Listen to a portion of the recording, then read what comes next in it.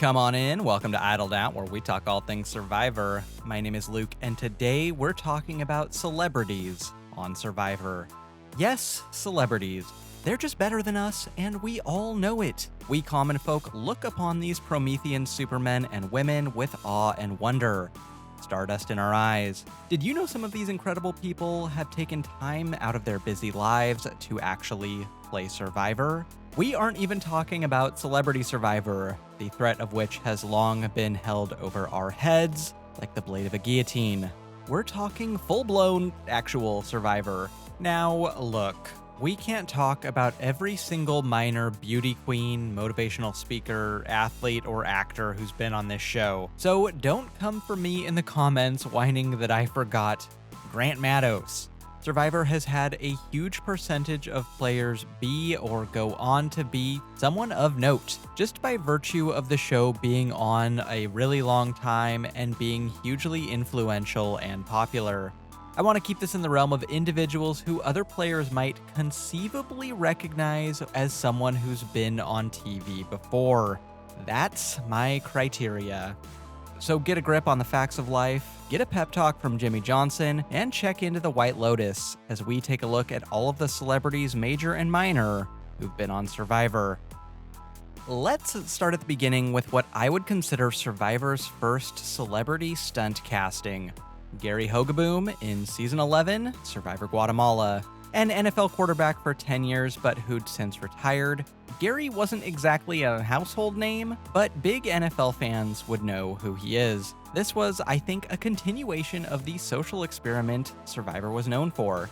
I think it's pretty within the spirit of the show to include a famous person here and there. After all, they're people too. Sort of. Gary was so petrified of being called out as a minor sports figure from 20 years ago that he played under a pseudonym, Gary Hawkins, humble landscaper, a lie he maintained even after being called out by Danny, a literal sports broadcaster. Sure, he looks just like Gary Hogaboom. He went to the same university as Gary Hogaboom at the exact same time. Sure, he may have tossed the pigskin around on the same college team, but he is in no way related to Gary Hogaboom, and in fact has no idea who Gary Hogaboom is.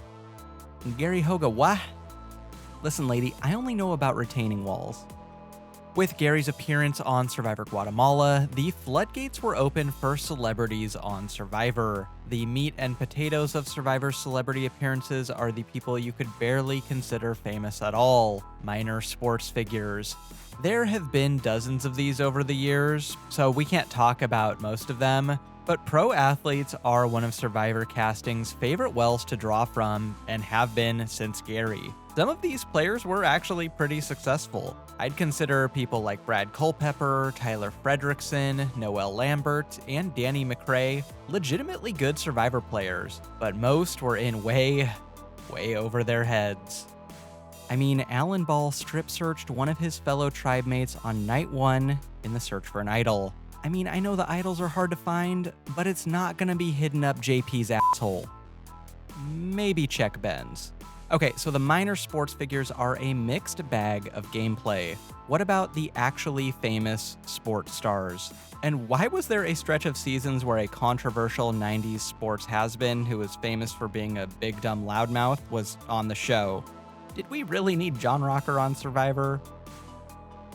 From seasons 25 to season 32, seemingly every season had a 90s sports star more famous for running their mouth than their ability to play ball. Let's look at that trio now: Jeff Kent, John Rocker, and Scott Pollard.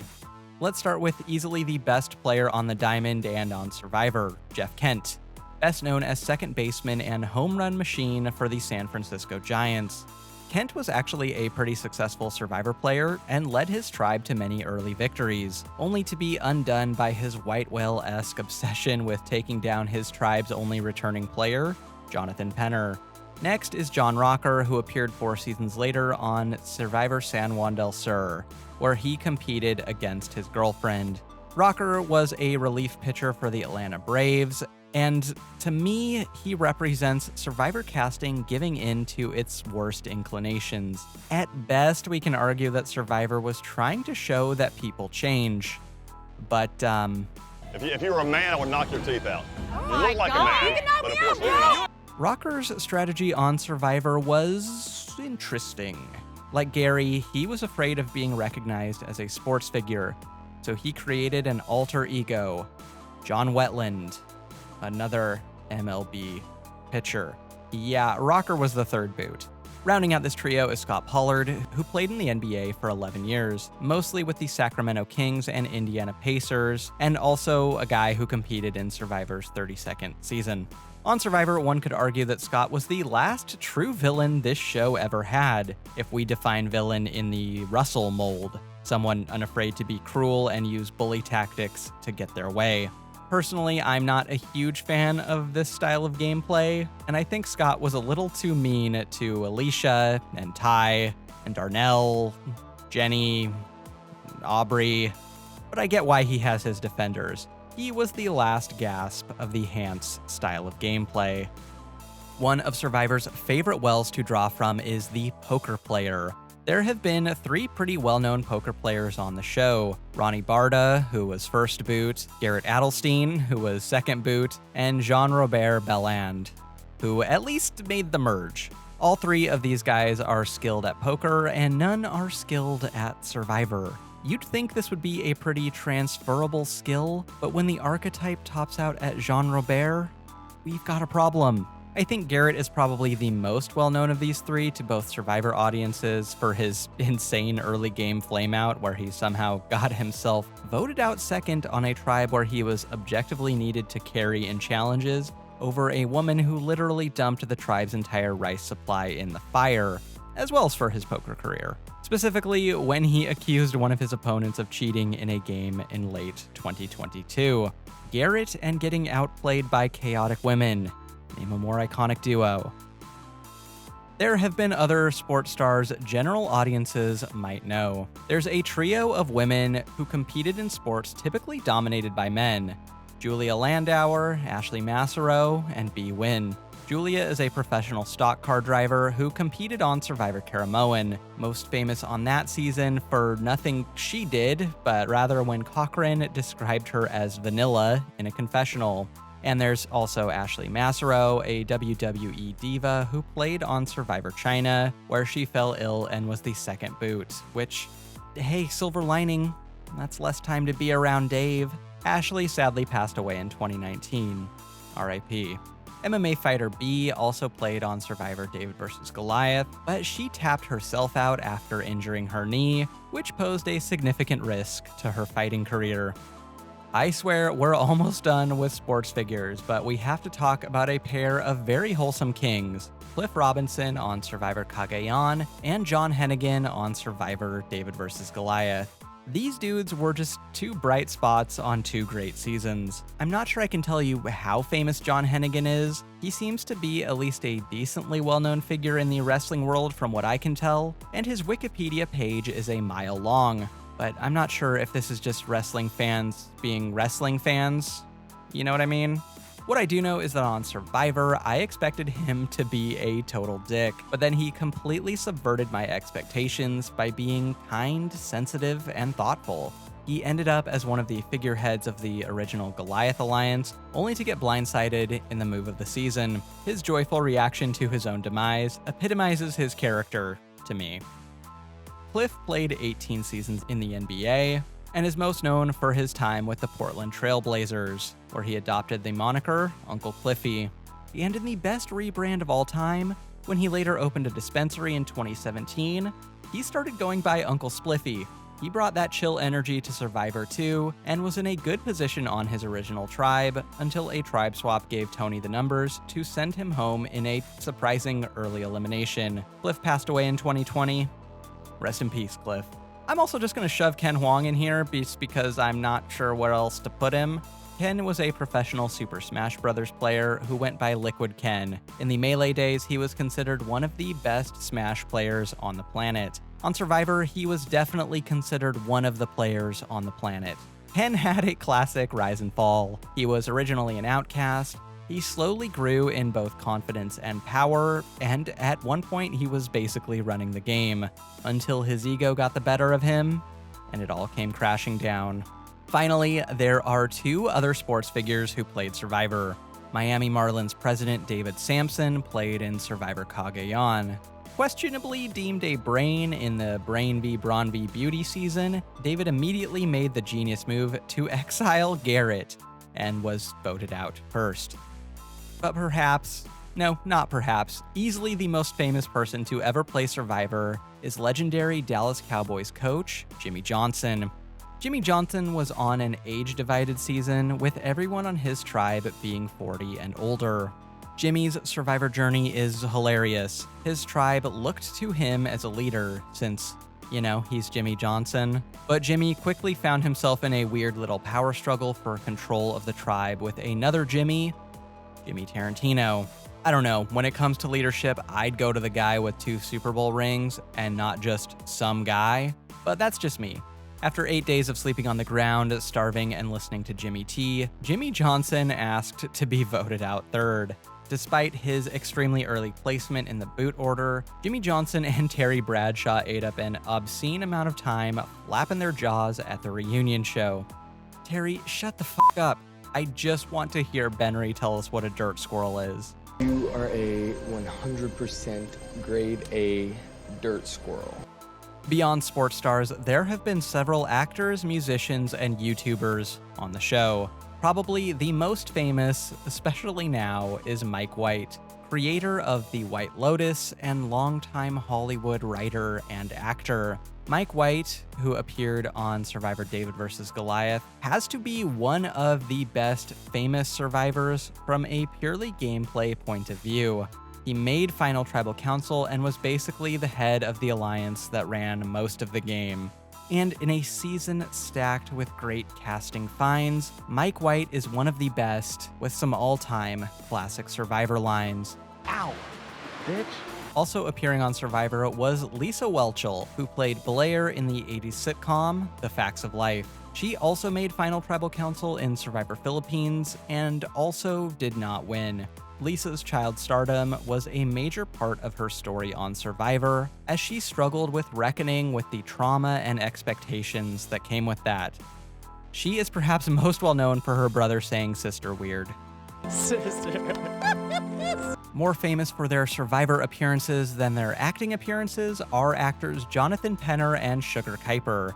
Penner's a popular Survivor three-peat and had small roles in numerous shows and films in the 90s and early 2000s. As a horror fan, I know him best from his turn in Amityville It's About Time, where he is, dare I say, smoldering? Prior to Survivor, Sugar was also an actor with several minor roles, but is far more famous for her run on Survivor. She appeared in small roles in Gilmore Girls and my least favorite game of all time, LA Noire. Man, that game sucks. As for musicians, 2 singers of note have been on Survivor. Most prominent in both the music and Survivor worlds is Taj Johnson George, 1/3 of groundbreaking R&B trio SWV. SWV is one of the most successful girl groups of all time, and they were huge in the 90s. Taj famously was recruited to Survivor and accepted because she thought it would be fake, and that they'd sleep in hotels and get the continental breakfast every morning, and she was shocked to learn that it's all too real. Taj played a pretty solid game for someone who'd never seen the show and placed 4th overall. The other musician to play Survivor is country singer Whitney Duncan, who appeared on Season 5 of Nashville Star, the same season Casey Musgraves was on. Whitney found love on Survivor and is still married to her former tribemate Keith. It's a heartwarming story, so long as you don't ask about her marital status when she went into the show. Finally, we reach the lowest of the low YouTubers who went on Survivor. First is Will Sims, who was billed as a YouTube sensation on the show. He was in a not at all staged viral video of him singing at a gas station, and he ruined whatever momentum his YouTube/Survivor career had by giving Dan and Rodney a run for worst person of the season. The only actual YouTuber to be on Survivor is Mari Takahashi, longtime affiliate of the Smosh channel. There's not much to say about her Survivor career. She was voted out second in Survivor Millennials vs. Gen X, but she did take it well. Salty. To the extent that we can call other reality show alumni stars, 4 former reality show has-beens from CBS's other suite of reality shows have also been on Survivor. Twins Nadia and Natalie Anderson from The Amazing Race are the least and most successful. They played together in Survivor San Juan del Sur, where Nadia was voted out first and Natalie won. And imported from Big Brother were Hayden Moss and Caleb Reynolds. The former, pretty good at Survivor. Almost as good as he was on Big Brother. The latter, well, at least he wasn't stalking any women on Survivor. Nature took care of him. And to really stretch the definition of celebrity, let's look at 2 other people famous for their actual real-world accomplishments and achievements. Astronaut Dan Barry played on Survivor Exile Island, where he had a late pre-merge finish. Dude went to space? You could have fooled me. He never brought it up. And finally, we have Ron Clark, an educator who founded the Ron Clark Academy. I wasn't going to include Ron, but there's a made-for-TV movie about him starring Matthew Perry, so I guess I have to. I mean, I know it's just Matthew Perry, but do you have a biopic about your life? If you are quiet and you listen, every 15 seconds, I will drink a chocolate milk. If you can do it, you may get to see me puke. Well, that's it. Those are all the famous people who were famous when they went on Survivor. From the Z list to the C list, I guess. Jimmy Johnson and Mike White are doing a lot of heavy lifting here. As far as post-Survivor fame, dozens of Survivor players have parlayed their appearance on the show into some sort of notable career. But let's talk about some of the most successful. First is Survivor Australia's Elizabeth Hasselbeck, America's sweetheart on her season. Post-game, she joined The View, where she was not America's sweetheart. She spent a decade there as the token right-wing voice. Chelsea Meissner from Survivor One World was on a few seasons of Southern Charm on Bravo, which is, I gather, some sort of show about rich people being rich. There are probably love triangles or something like that. And Survivor Nicaragua runner-up Chase Rice funded his country music career with his winnings, becoming a legitimate country star with hundreds of millions of listens. I guess. I don't know. This is a little outside my wheelhouse. I'm more of a Sufjan Stevens kind of guy. There we have it. Every famous person to play Survivor.